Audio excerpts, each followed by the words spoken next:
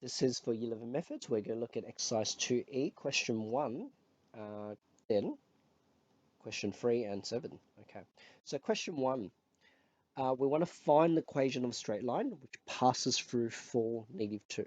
Okay, and it must be parallel with the line this. What does parallel mean? So what does parallel mean?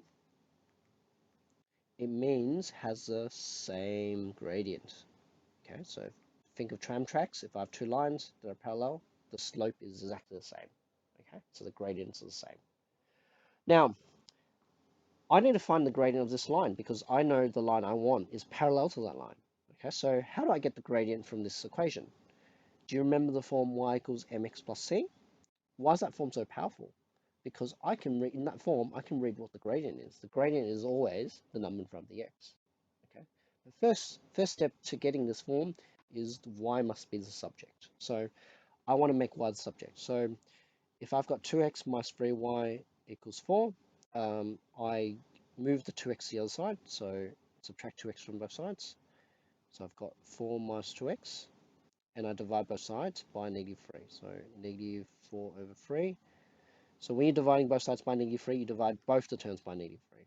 So -2x divided by -3 is positive 2 on third x. Now you remember, when y is the subject, I know the gradient is the number in front of the x. Okay, so the gradient here is 2/3. Okay, now my line, the line I want, has that gradient. So I know y equals 2/3 x plus c, because I know the gradient's going to be the same. Now, how do I get the y-intercept? I know the line will pass through 4, -2, so I've subbed that in. So when y equals -2, x equals to 4. So, and solve it. So solve for c. That's 8/3 plus c. Now, you're going to do some fraction work because I need to subtract 8/3 from both sides. -2 is the same as, if you had to put over 3, that's -6/3. So -6/3 minus 8/3 is minus 14/3. So c equals minus 14/3. Therefore, your equation will be y equals 2/3 x minus 14/3. Now, I'm not sure if the book does this. Sometimes they rearrange it in different form. Okay, so they might not put it in y equals mx plus c form.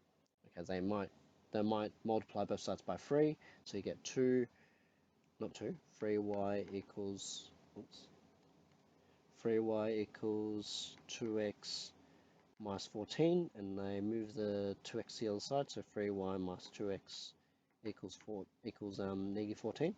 I'm not sure if they do this. Oops, equals -14. Okay, right there. So 2y, sorry, 3y minus 2x. 3y minus 2x equals -14. I'm not sure if they put it in this form or that form, okay, but both forms are okay. For h, similar idea, but it's perpendicular. Okay, so you need to use the perpendicular form. So you rearrange the equation to get the gradient of the original line, and then you've got to find your own line. Okay, so if I move the x to the other side, and I divide both sides by 3, that's -4/3 minus a third x.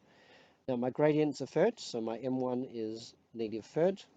Now the perpendicular line, perpendicular gradient would be flip it, so it becomes -1/3, and then change signs, so it's +3. So go y equals 3x plus c, and I sub in 4 -2 to get the equation of my line. So 4 -2, when y is -2, x equals to 4. Okay, so -2 equals 12 plus c. If I subtract 12 from both sides, I get -14. So c equals -14. So therefore, my equation of the line will be y equals 3x minus 14, and you're done. Okay. So it's a similar process, except you've got one extra step. You rearrange the equation into y equals mx plus c form, read what the gradient is. It says perpendicular, so it means my original, not my, the line I want will have a gradient that's perpendicular to that gradient. So my gradient is 3, sub that in, and I need to know what my y-intercept is. So I sub in a point I know it passes for -2, and I get the equation of my line. So hopefully that helps.